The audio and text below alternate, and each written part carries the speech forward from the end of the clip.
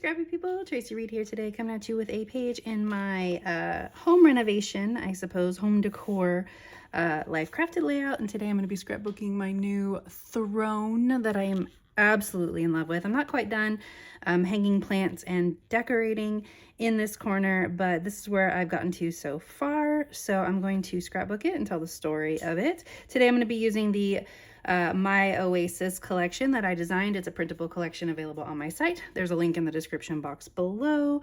And I'm going to be doing a life crafted size page. So 8.25 by 10 divided down the middle. And let's go.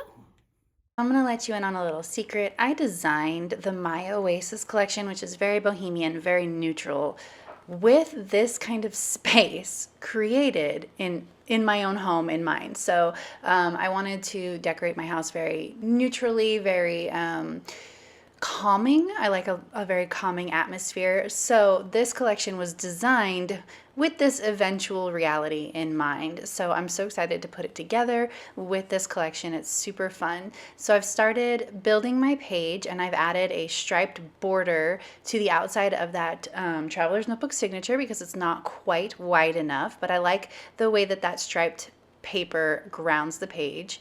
And then I have backed both of my photos in different patterned cards. I went with a lighter patterned card for that darker photo of me sitting in the chair at night, and then a green background for the lighter photo. So I'm going through all of my embellishments and pulling out things that I think I might like. I'm going to layer some of these Polaroids behind these papers, or these photos, I mean, and I just kind of want to create a couple of clusters. I really loved that shelf that says my happy place at the top of that photo. I drew some pothos, so there's pothos hanging from my ceiling above the chair, so that's perfect, and I really just love the sentiment of my happy place. And then I wanted to add in some of these icons as well that are just like, you know, a little bit different than adding in words or adding in sentiments. I knew there was going to be a big block of journaling plus a title on this page, so I knew I didn't want too many sentiments, so I really leaned heavily into all of the icons. There's a good wide variety of icons in this collection, so it wasn't really that hard.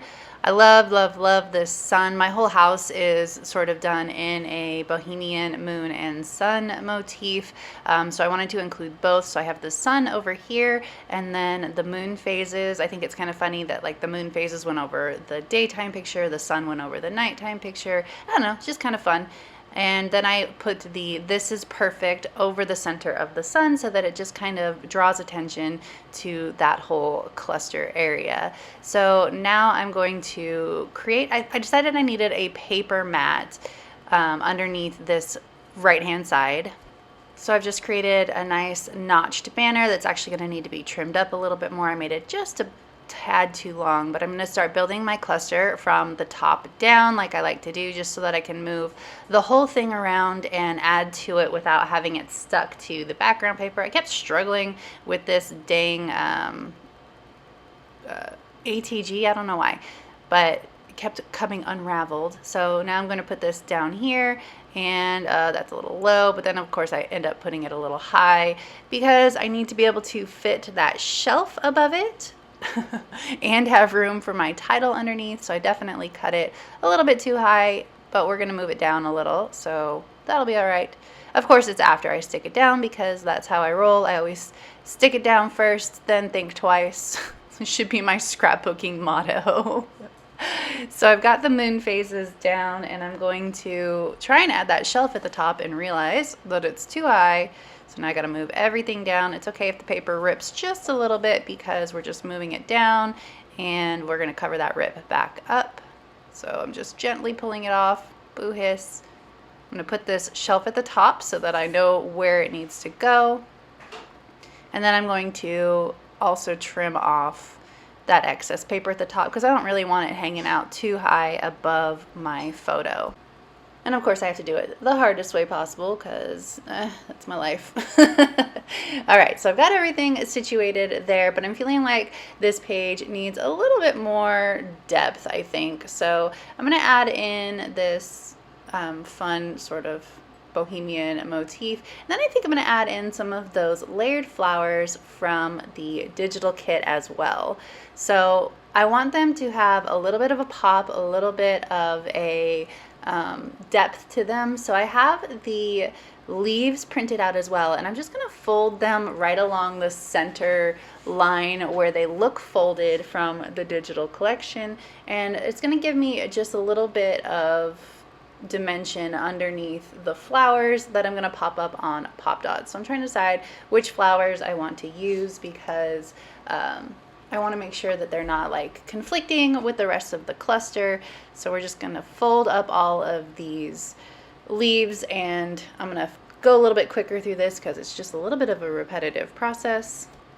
As you can see, I'm just adding to the clusters that I've already made, just making them a little bit bigger, a little bit more impactful on the page. I could have left it alone, but I just felt like I really needed a little bit more texture on this page, and I didn't want to add in anything that wasn't part of the My Oasis collection because honestly, this is kind of a hard color scheme to replicate with paper product. It's so very neutral, and there's not a lot of really neutral paper product, so I just decided to not spend an hour digging through my stash trying to find things to add to this page, and instead just create depth and texture the way that I know how, which is with folding and tearing and, you know, adding things like stitching, which I didn't add to this, but those are my go-tos generally. Pop dots, which really helps.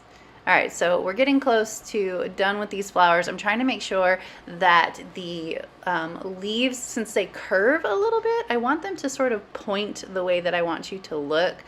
So it's kind of making a big circle. When I get all of these leaves down, you can see they just kind of flow in the circles, sending you all the way around the page. Decided to go with this green flower. Interestingly enough, this green is actually the green that I painted my walls, which you will see a video about that pretty quick. Pulling out some Citrus Twist alphabets. I love this alphabet. It's so versatile and useful.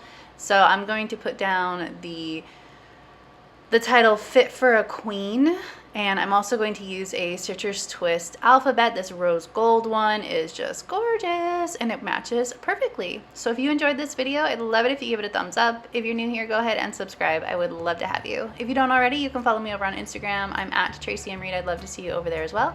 And I will see you next time. Thank you.